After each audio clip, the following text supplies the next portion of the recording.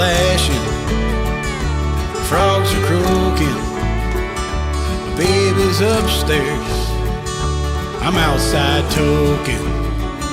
The air is damp, the trees are high, the rocks are stone, and so am I. How in the world did I end up? I'm here with my good old friend W.D. Miller. I'm here with my good old friend.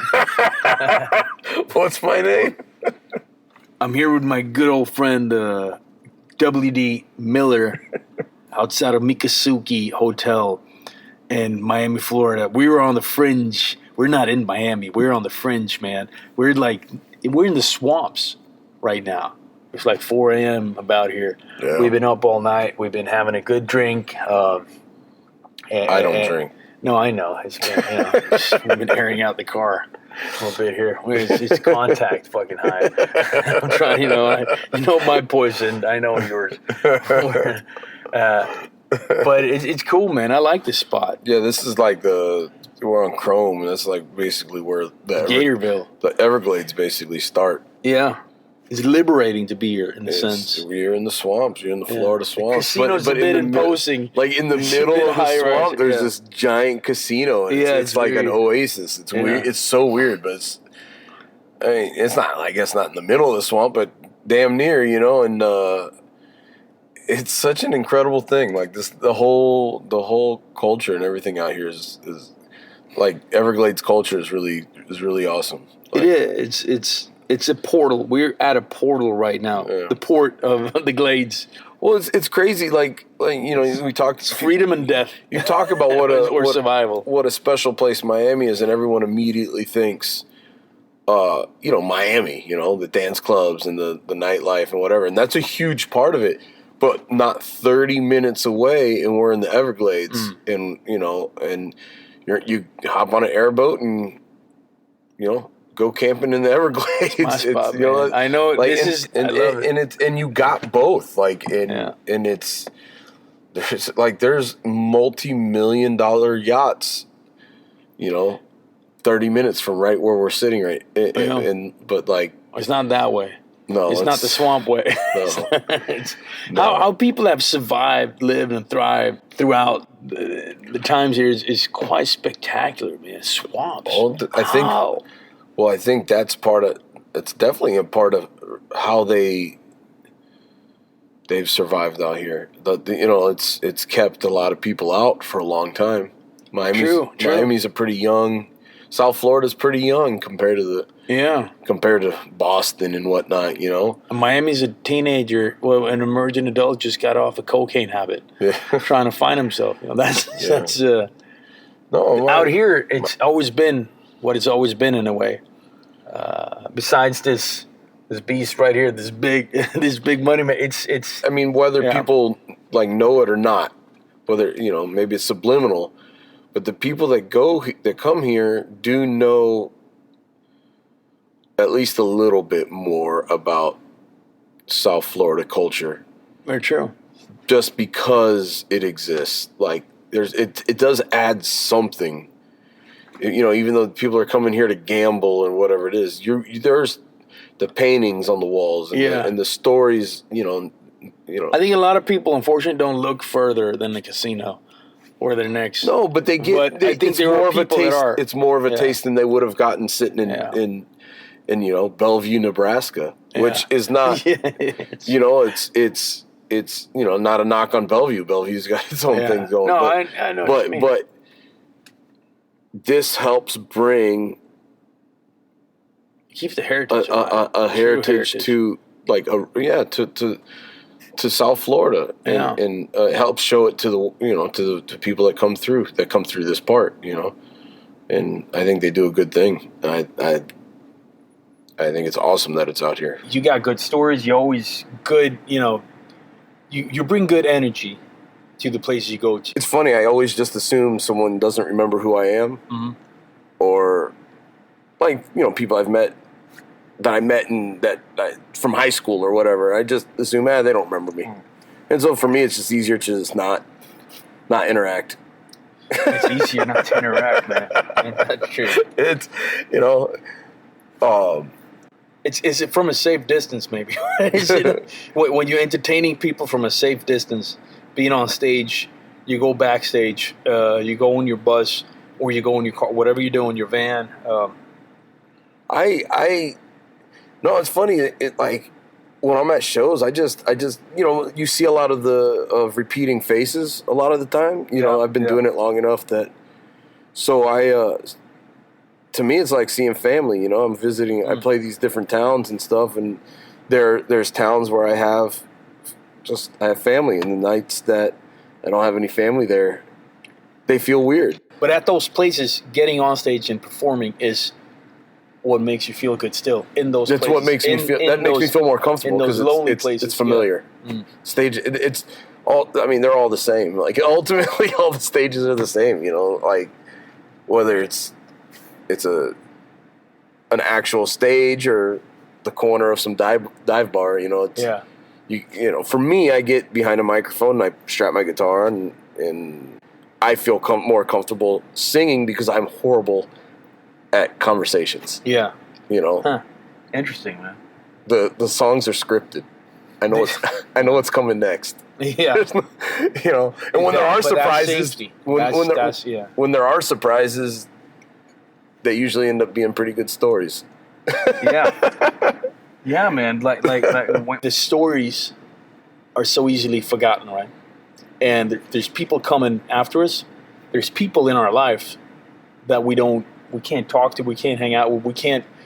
When recording and documenting the stories, just like songs, I think you leave something behind, something that people might have just for entertainment, but maybe they can even grab something, get inspired, or get entertained for a while to forget about the bullshit, the pain and the suffering and all this. Everybody's. You hope to help someone in some way, whether it be like getting them through an emotional time, or just help them and they hear the song and it's a happy time. It's all right. This song makes me want to dance. This song makes me want to cry. This song makes me want to laugh. Whatever it is, you hope that what you're doing and the message you're trying to convey, that the other people feel it as much as you do, and that's the goal. Yeah. And maybe that's not the goal. That's the goal for me. It's like I want people to feel. Yeah. I don't. Even if it's anger. And by people, do you mean yourself? Oh yeah, 100%. Right. 100%. Because I grew up in the typical way, and it was not to share.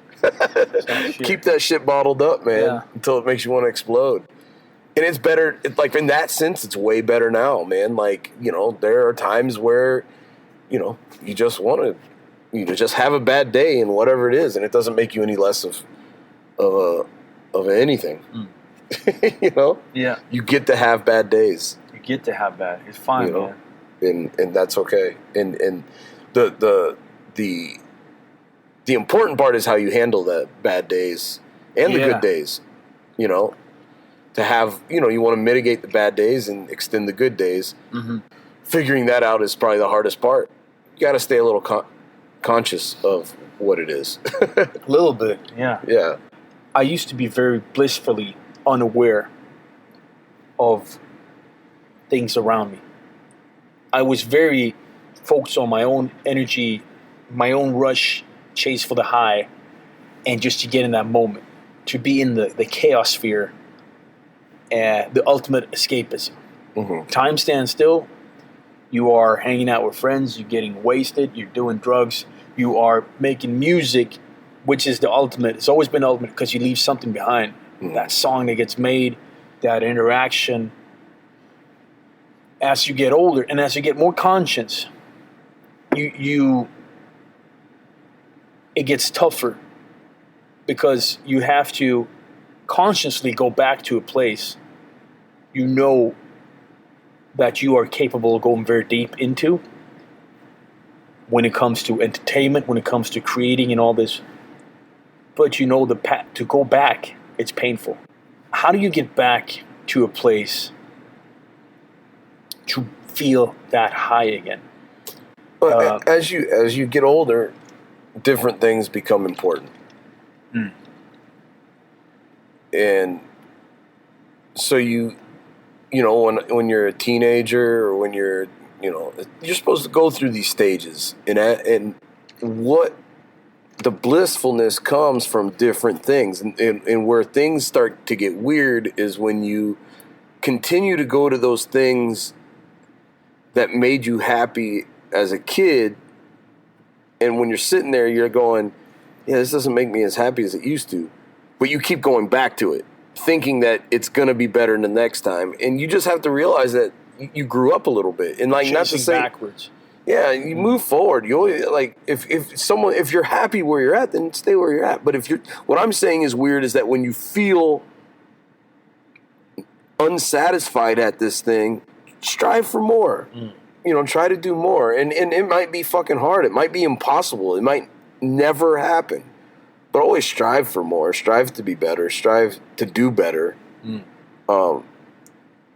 If that's what you want. If it's not what you want, if you're happy where you're at, then stay where you're at. Yeah. Don't change for the sake of changing, and don't be stagnant for the safety of being stagnant. Take a chance. Take a risk. And that goes towards music as well. Take a risk. Do something different. It may not work. Country music, for example, I think is a good.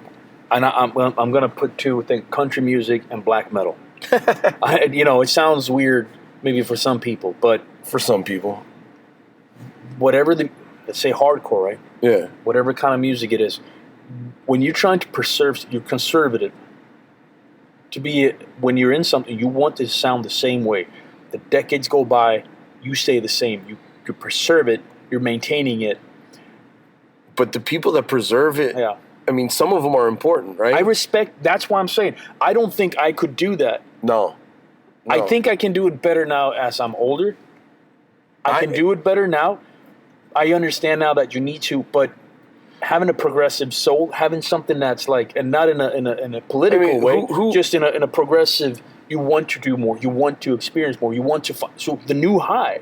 It's not the old high. Yeah, and if it's not going to work for everyone. The people that the traditionalists are not going to be happy with the people changing things up, but that's okay. That's okay. I mean, you think you talk about black metal, all right? Like who are the biggest names? You got Venom, and you got Mayhem, and you got Marduk, and none of these bands really sound alike. They all changed something. Especially like from first wave to second wave. It's so different. And then the different waves they all have a purpose. And there's cats that are into Venom that aren't going to be into Mayhem. And I think some people find their especially like from first wave to second wave. It's so different. And then the different waves are all, they all have a purpose, and there's cats that are into Venom that aren't going to be into Mayhem, And I think some people find their parameters of, I did this, I tried it this far, I found it within here, and I found home. Yeah. I'm going to stay there. I'm home. I'm happy here. Yeah. I feel a respect for that. Oh, for sure. Like, I love Hank Williams. I love, Lefty Frizzell and Jimmy Rogers and, all the early guys, the early country music. But I love Colter Wall too, and hell, I'll go, I love Tom Petty, and there's different. For me, it can't stay safe all the time. It's got to be dangerous. Even something as simple as the amount of music the amount of styles of country music that I like, it can't stay safe all the time. What made you go into country? What happened? Well, I've always been a fan of country music and like folk music, roots music, whatever you want to call it. Like, my parents didn't listen to country music or anything like that. My parents were into disco and rock and roll. Yeah. My parents showed me, my parents showed me things like Jethro Tull, and that's pretty nice. Yeah, No, my parents, like, they listened to cool stuff. Pink Floyd, Jethro Tull, and all that shit. But then also, like, Donna Summer and Casey and the Sunshine Band and all that. And, you know, all of that stuff was cool growing up. You know, I enjoyed it, you know.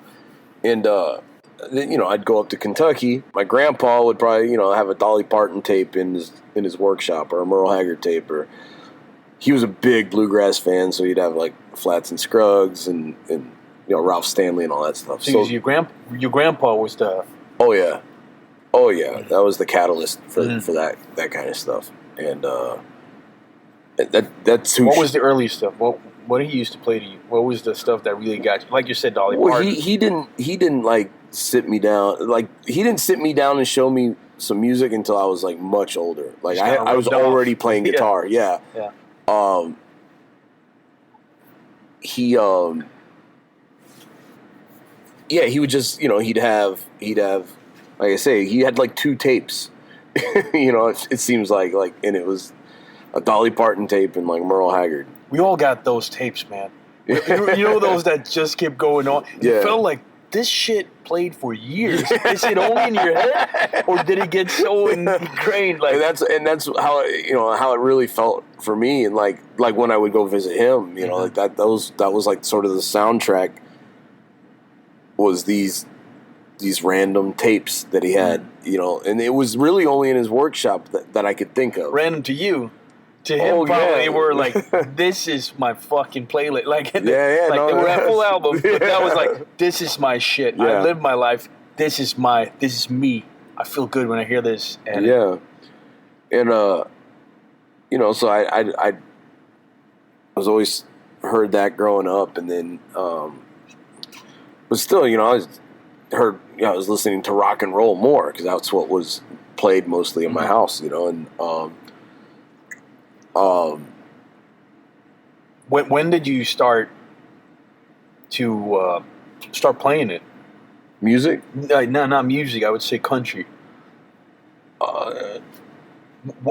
When? Do you remember the defining moments, or when did you start the band? The first Los Bastardos. Yeah. It was started in 2009 or 10. It was okay. I thought it was early.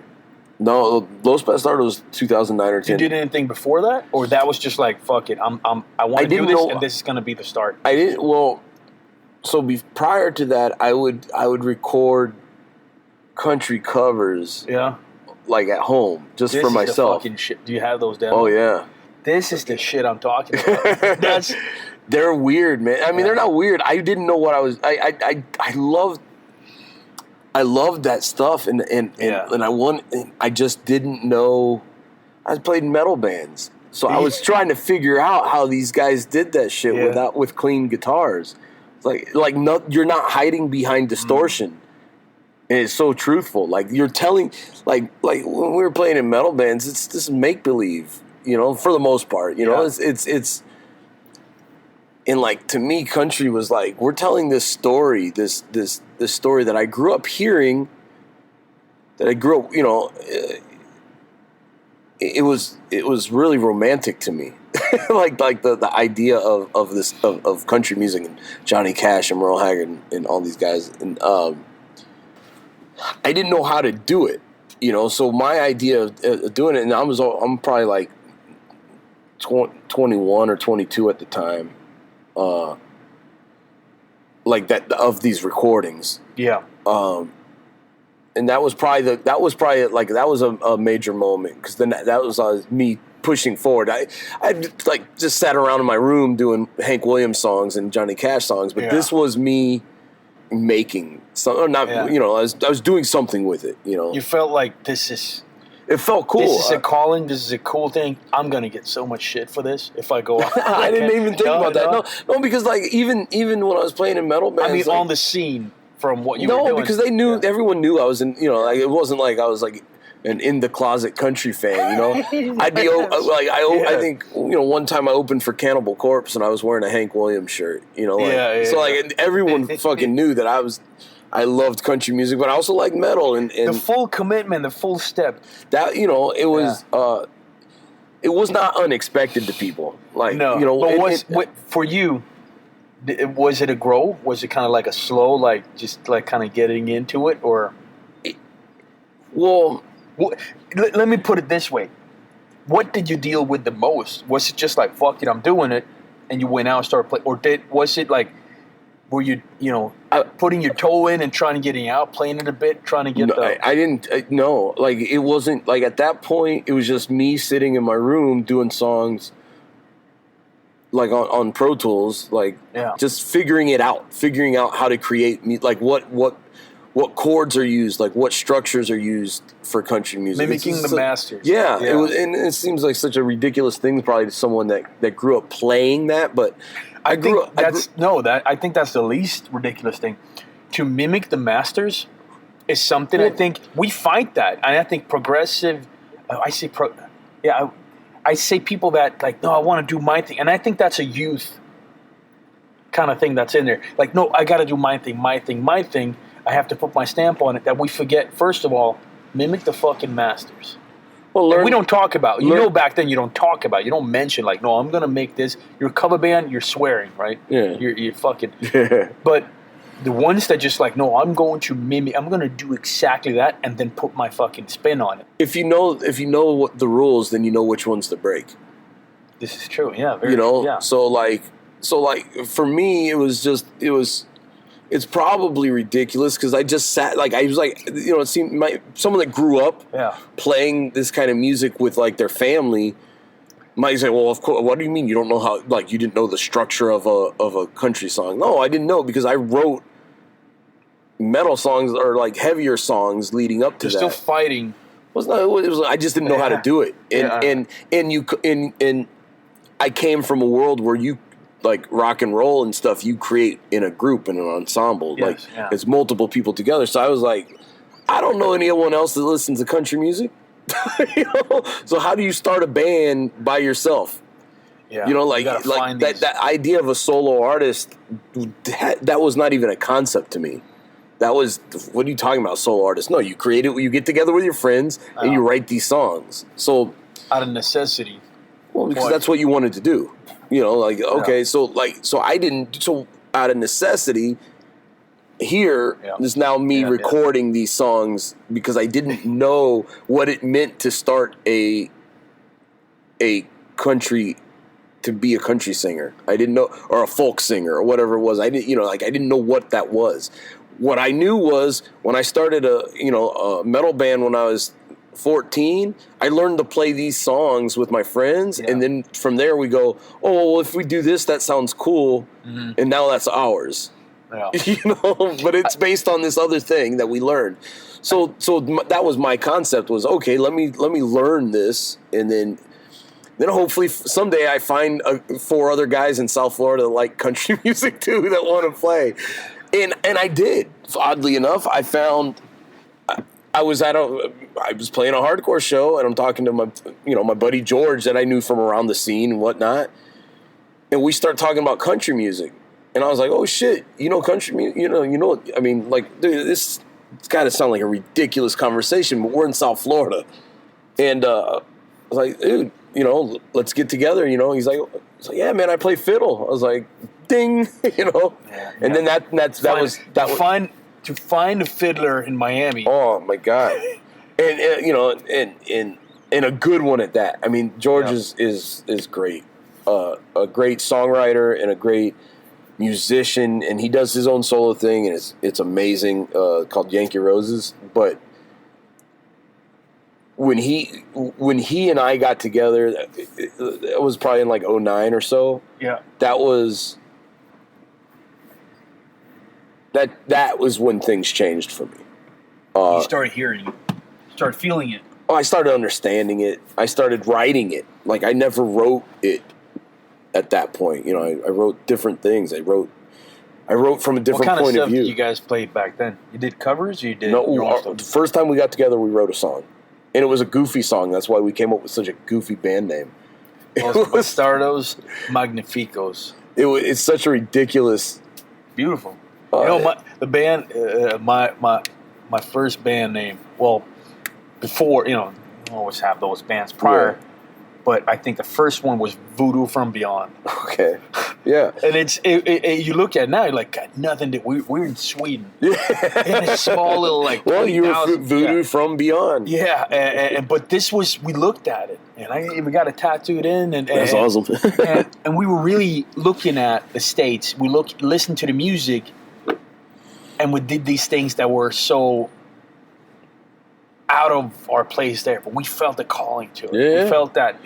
Well, that's probably find the people that could do it was the hard part. Yeah, I wanted to do it, and that was the same, same sort of thing I went through, trying to build this thing, and George, working with George really made me a better songwriter and musician, and look at things a little bit different in that perspective. And I still work with him to this day, on songs. He's one of the people that I call first. New album? Oh yeah, he's got a couple co-writes on there with me. Very nice. Yeah, and but he's like, whenever I write a song, there's like 3 people that hear it first. Like, you're one, he's the other, and Michelle, and they're like y'all are the people that get it usually before it's even done. Like, yo man, I got this verse, check this out. Yeah. And then when you guys write back like stoked, that fans the flame a little bit. I'm like, okay, cool, I'm on the right track, and maybe maybe it has a little bit to do with insecurities. You need to fuck yeah. But fuck it, but I have fun showing you guys, and I really do. No, I think it's a great place to have those people. That are respectful, and they have intent of, I want to see my brother be the absolute best he can be. To find those people, identify. Yeah. And find us, because a lot of people, they say stuff, man, and they don't really have the intent, or they just say. I think one of the big, Jimi Hendrix said this. Jimi Hendrix said it. Compliments are distraction. Yeah. I don't like compliments because they're distraction, and it really stuck with me. Yeah. It didn't get through my thick skull. It didn't get through until the point where it really, the people that are okay with people giving them criticism are the ones that evolve the fastest. Yeah. They're okay. They can take the no's. They can take the defeats, the battle. They keep going, and they use whatever they get from that. I think it's an absolutely beautiful place where you have people around you that gives you criticism. You can take criticism, and we get to that place in bands, right? We want to get to that place everywhere with the people around us. You have those people, they don't have any other intentions than you're fucking best. Yeah. Yeah. It used to be the cool kids at the table, right? Yeah, you wanted to make them happy? Yeah. You want to fit in. You want to do all this. Now, what about those cool kids at that table? We talked about this, man. It was fucking at this age, you realize that shit. You're still acting upon those things. Let's say you got childhood traumas, man. Whatever they may be. Yeah. You got post-traumatic stress. You're anxious. You're acting and behaving because of these things. But when you realize the people that gave those opinions, the people that said that, the people that you held so high and kind of, they were not people with good intent for you. They just gave you criticism based off you don't know fuck what. But they start defining you for very, very, very long time. And the moment you realize nobody's at that table. Yeah, I mean, it's nobody's at that cool kid. First of all, it's not your table.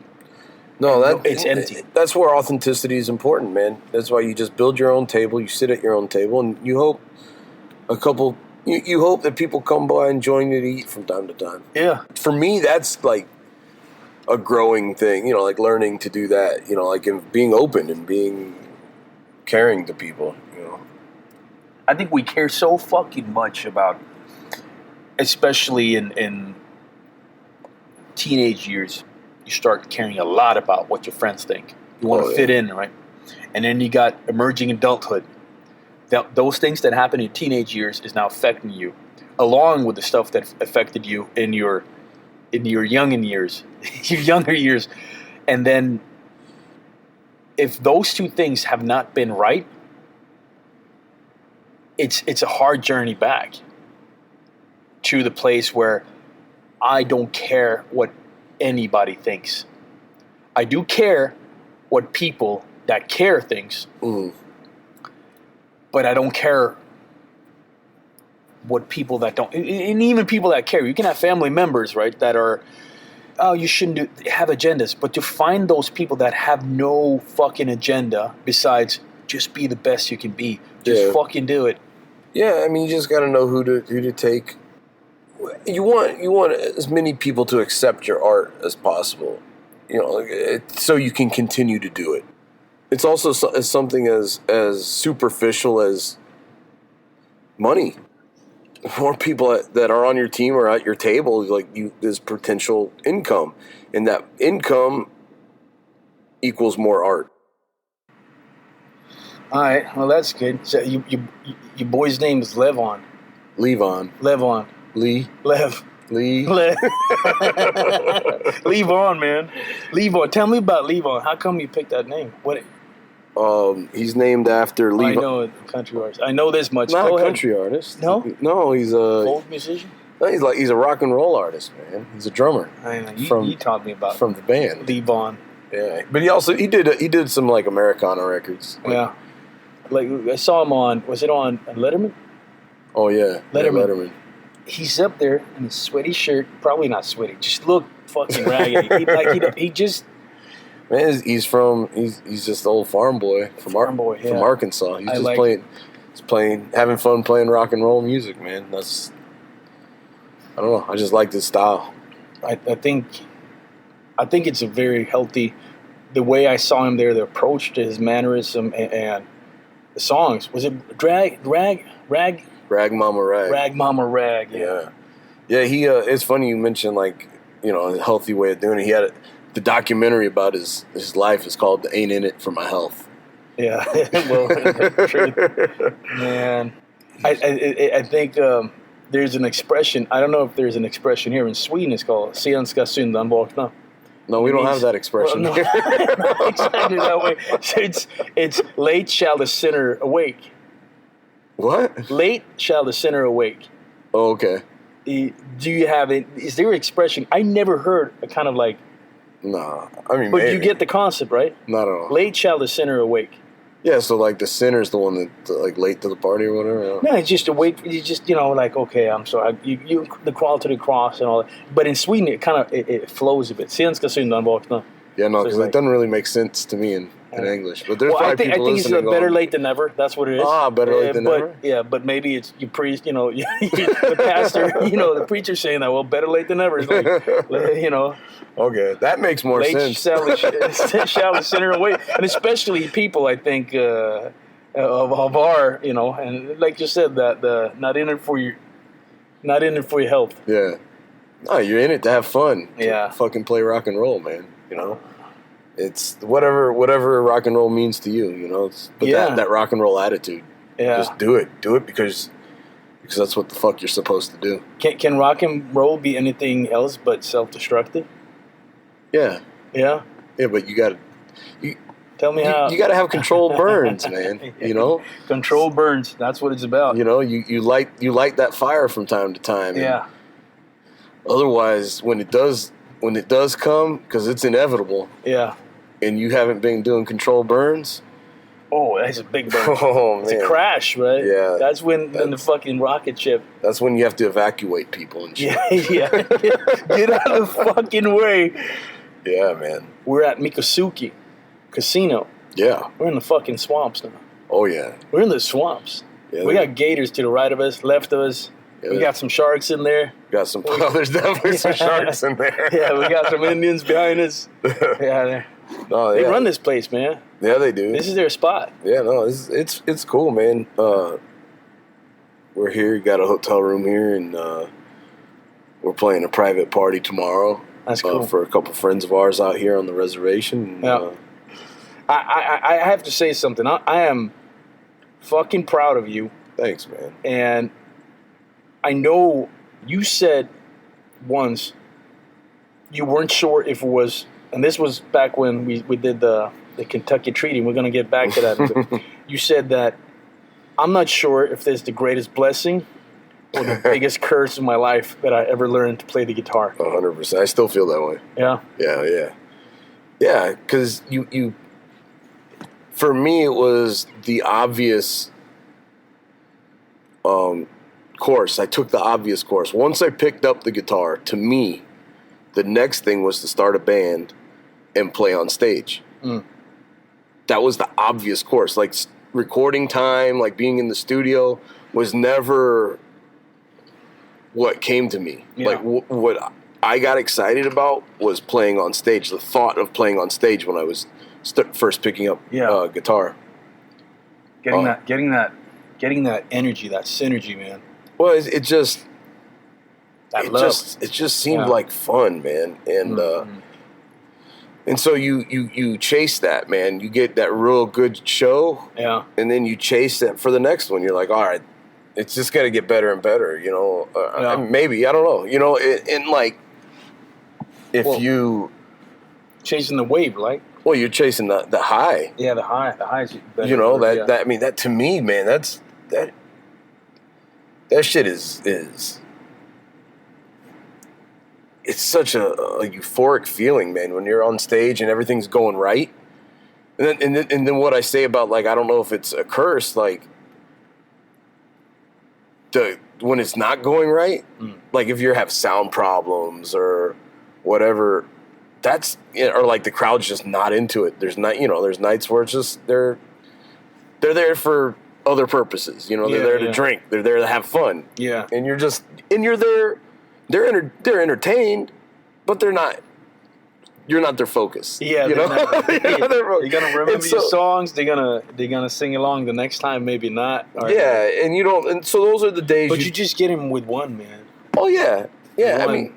So you keep trying, and that's why it's important to just always, even if it seems like no one gives a shit, you should give a shit. Always, you know. So always, no matter, and that, I mean, it's always been since I started.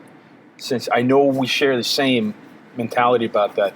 It doesn't matter if there's one person, like now, for example, if there's one person listening to this, or if it's gonna be a fucking million, it doesn't matter. Well, it doesn't matter because you're doing what you want to do. Yeah, man.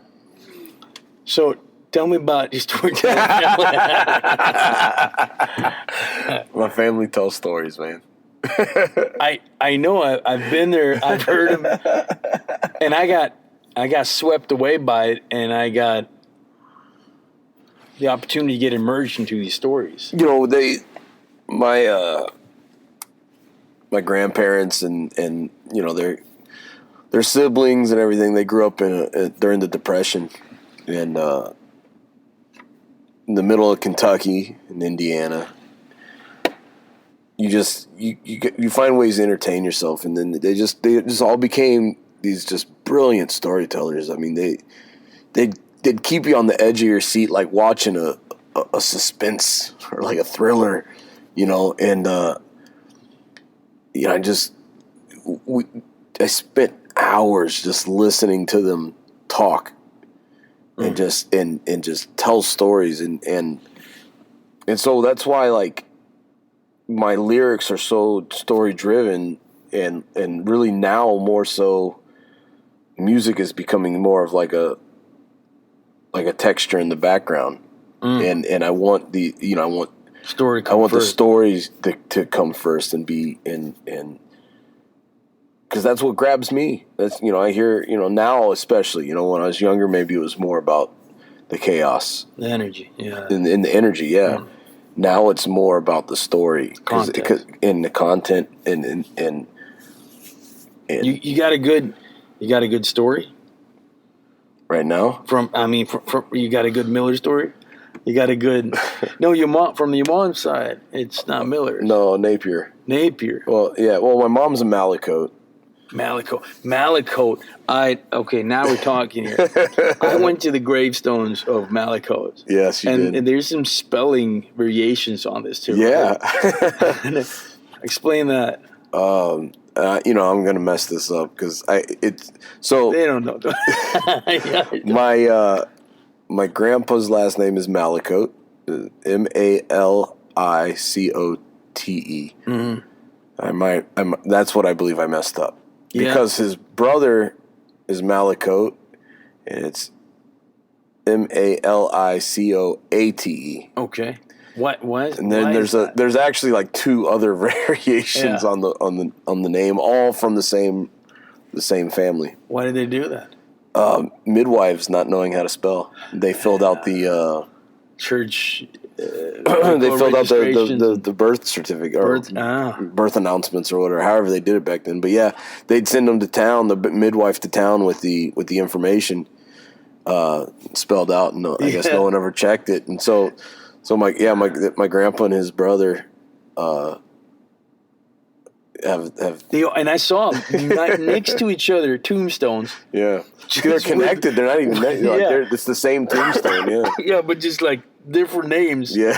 Because of what? What did you say? How do you spell that? Yeah. This is actually something we have in Sweden too, where we have church registries. Yeah. And the one that could read and write was the priest, right? Yeah. So he was registering, and what they told him, and they're like, "How do you spell it?" They didn't know. They were just saying how to kind of, or what they heard they said. They start writing down. So it's interesting. Yeah, yeah. So that's another more recent story was from your uncle.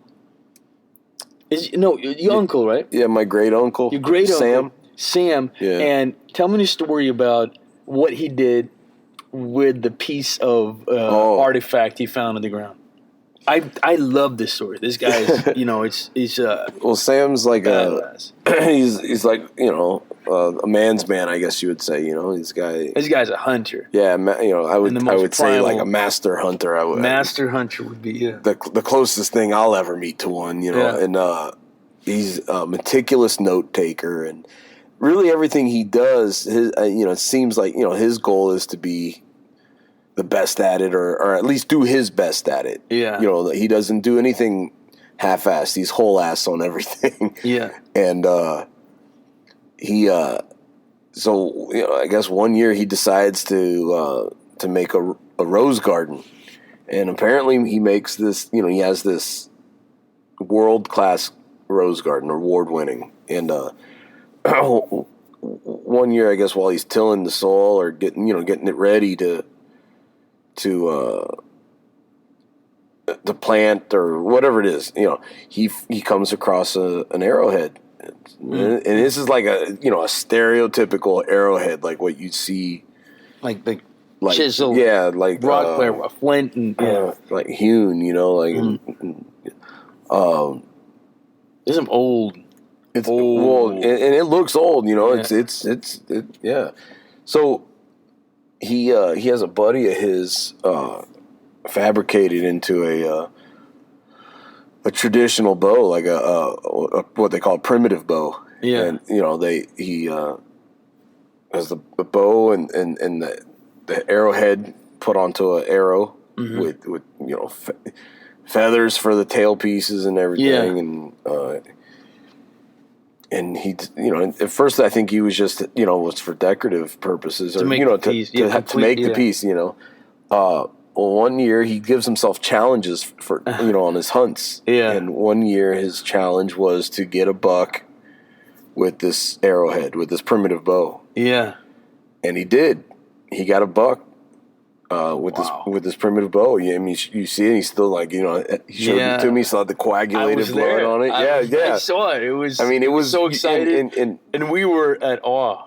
Oh yeah, it was like wow, and you see this thing. It's like, well, this is.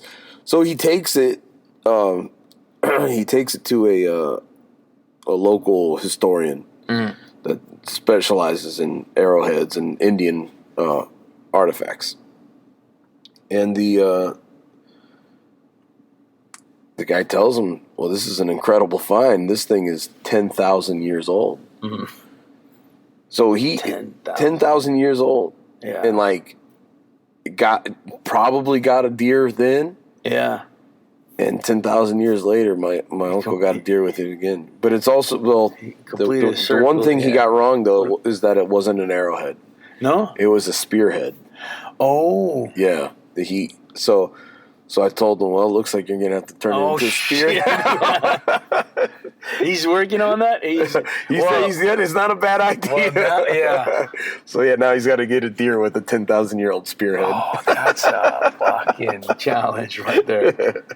Yeah. Oh, by the way, he's 75 years old still. Oh, yeah. I know what. Like this guy is like, still climbing rocks and sides of mountains and shit. He's a very youthful individual. He's in better shape than I've ever been. Very calm. Like he has a presence of that knowledgeable presence. Yeah. Very calm.